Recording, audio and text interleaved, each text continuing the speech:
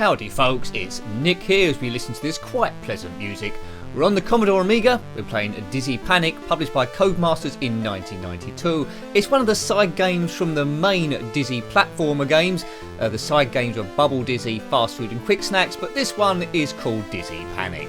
Now essentially the storyline is, in this one, it's a puzzle game, but Grand Dizzy needs help fixing his toy machine, which essentially means you lining up shapes, not quite like Tetris, but in that sort of a way, and trying to get them through the right hole. So Panic, here we go.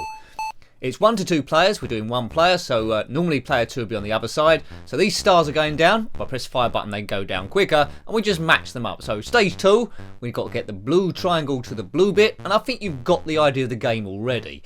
Now, when you fail to match up a shape, you'll see the screens get slightly obscured by those 4 tube things coming down, and if it covers the whole screen it makes it ultra difficult, and then that's the end of the game.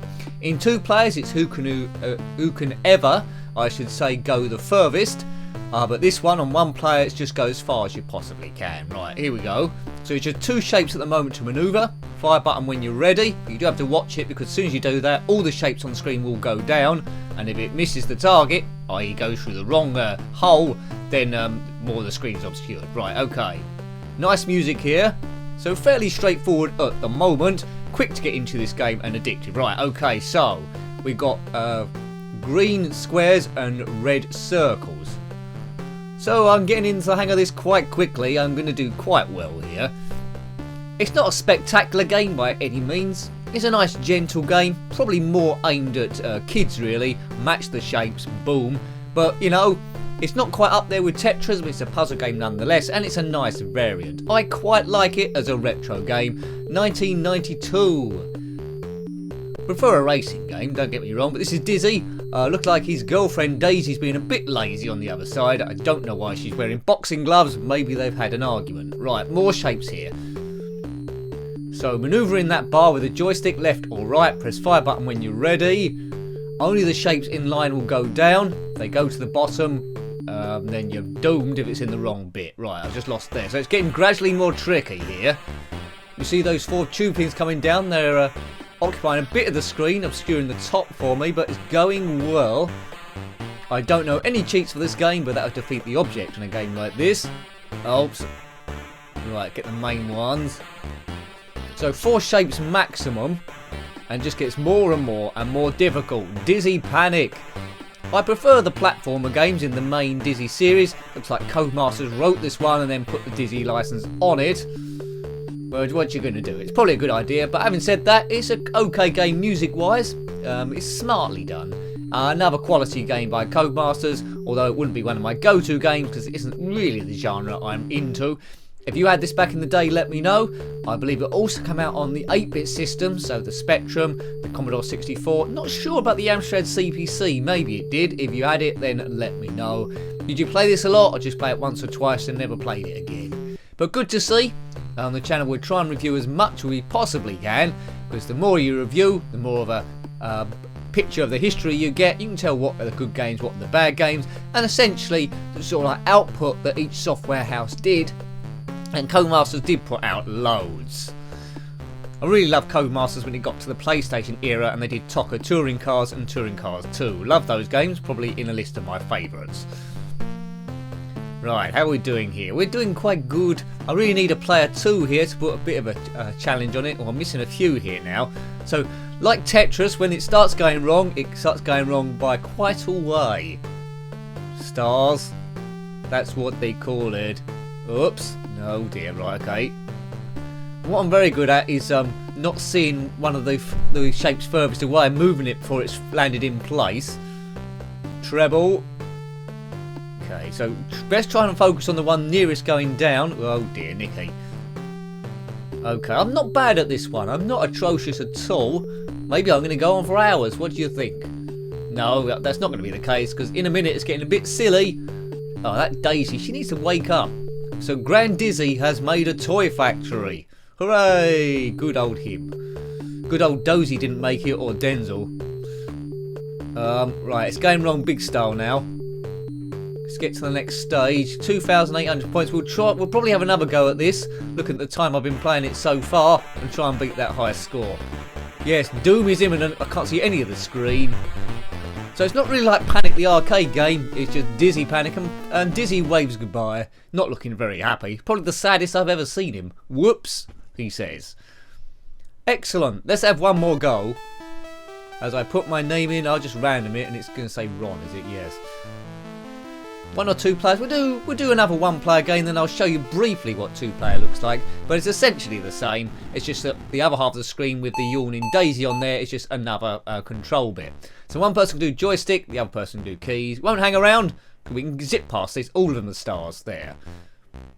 Right, now.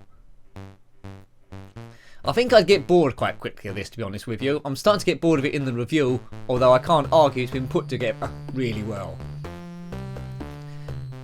Best to have it on a compilation, and I am playing it on a compilation. I'm playing it on Dizzy's Excellent Adventures, which comes with other games as well, which I'm yet to review. I think Dizzy of the Yokefolk and Spellbound Dizzy, so we'll probably come up to those in the weeks to come. Platforming's where it is with Dizzy, that's where the quality is. But these side games are a nice diversion as well. I've reviewed Fast Food and Quick Snacks, haven't done Bubble Dizzy I don't think, so that's we need to do that one as well. Why is Daisy wearing boxing gloves? Let me know. Is there a reason why she's wearing them? She doesn't look as cute as she has done in other games. I suppose that happens to the best of us. She's wearing Wonder Woman boots on, but let's not distract us from the shapes. Right, green and red we got here last time. I can't see it saving the high score actually on the screen. We'll have to just compare it in the end. I like the way the cogs moving down the bottom when you go left or right to give you a bit of an impression you are in a toy testing factory. I've never been in a toy testing factory, but I would have loved to have been as a kid if such a thing actually exists. I suppose they do exist, don't they? If you invent an Action Man, someone's got to play with that until it breaks. Make sure there's no bits that get swallowed. Yeah. This music's quite relaxing. I think if I'm ever on a long journey on the train or a bit stressed, I think I might put it on an iPod and just listen to it. It's like dolphin music. No, Dolphin's got on the keyboard now and ruined it. Okay, right. What would you get last time? 8,000 points or something? Yeah, so track this one down for a bit of history, a bit of nostalgia if you want to. If there's other similar games to this, then let me know. We might come to them. But this one had more of a chance of being a success because, as I say, Codemasters and the Dizzy label, Dizzy was probably their most famous character. I'm not sure who Seymour was from. Was that Codemasters as well? We need to come to Seymour, especially on the Spectrum. Yeah, it reminds me of that toy I had as a kid. You know when you had the hammer and had to knock shapes through the corresponding shape in the machine? I'm sure that's what influenced it.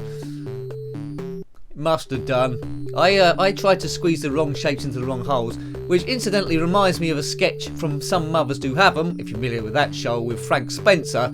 He was in the army training and just put all the shapes in the wrong holes and drove the tester around the bend, who was Mr. Mackay from Porridge. Now, if you don't know those shows, you don't know what I'm talking about, but if you're a similar age to me, you probably remember Some Mothers Do Have 'Em and Porridge as well. Porridge has been repeated a few times. Some Mothers Do Have 'Em not quite so much for some reason. I don't know why. It wasn't racist or anything. It's quite often when shows were of the time, they haven't been repeated because of the PC police, but Some Mothers Do Have 'Em I think was okay.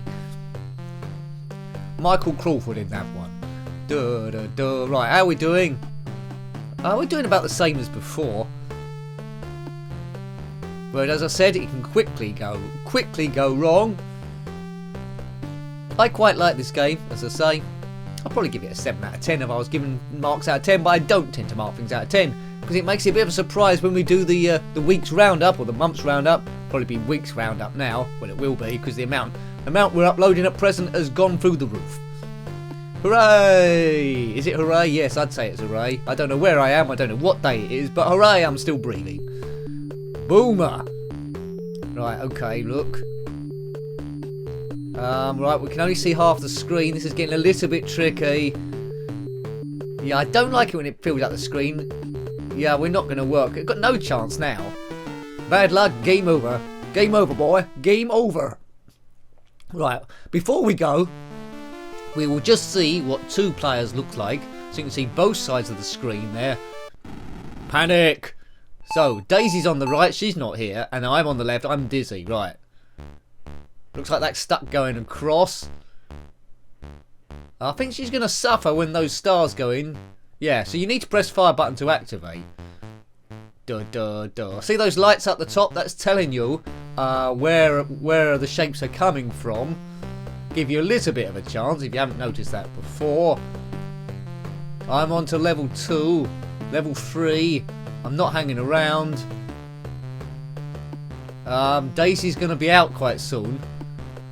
So we're on 2-player mode. It's just who advances the furthest, then the game automatically ends. 1 player if you want to go endlessly until natural conclusion. There we go. Well done, Nick. Game over. Oh dear Daisy, game over. Excellent stuff. Well, hope you liked having a look at that one. It's quite a good game, but as I say, not spectacular. That was Dizzy Panic, published by Codemasters in 1992 on the Commodore Amiga. Thanks for watching that one as always. If you've got any comments about this game, similar games, then put them below. If you've got any particular memories in particular. And if you want to support the channel, ensure its long life and success, please consider looking at patreon.com/njenkin. Every little bit helps, and until next time, take great care of yourself and are very fond. Goodbye. Goodbye.